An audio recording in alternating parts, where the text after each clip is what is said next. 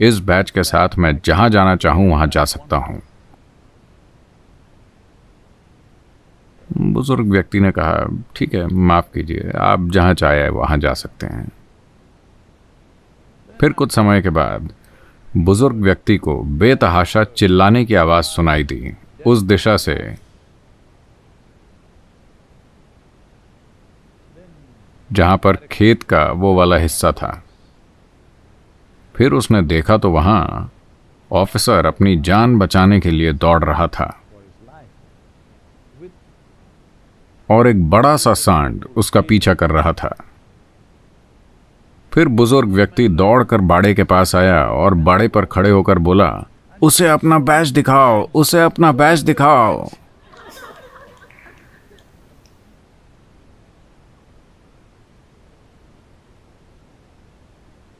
कृपया वायरस के सामने अपनी उपाधियां मत दिखाइए।